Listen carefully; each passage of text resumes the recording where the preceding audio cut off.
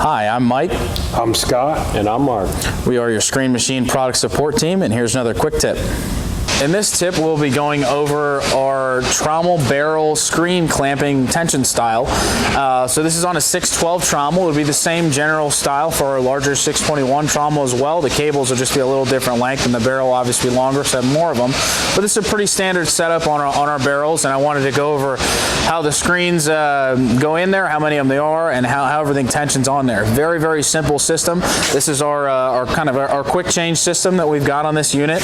So you'll see here, you've got 4 screen panels, 1, 2, 3, 4, that go over top like that.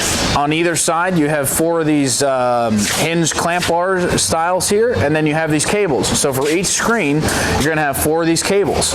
All you need to do to remove them is first take off these coupling nuts, which we just put these coupling nuts on to protect that end of the thread there, so that as you're running this barrel, it doesn't wear down on the threads, and then when you go to do a screen change, you can still get the screens out and most of the time reuse the threads to save you a little bit of headache and money there as well. So first take the coupling nuts off, and then there is actually a flat on the cable itself right up here, right above the threads, right before the cable.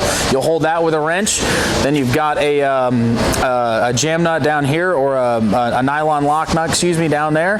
Take your coupling nuts off, get your backer wrench, hold it there, undo the 4 nuts that hold that on. All you'll do is throw your cables over top like that, hinge down, and then you can take that panel completely out. So what you would typically do, you typically do this in the unit.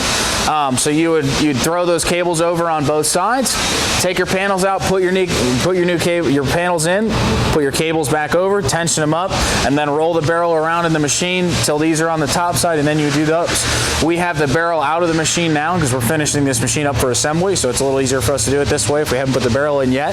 But if you do need to pick it out of the machine for whatever reason, we have another video showing you how to get it out.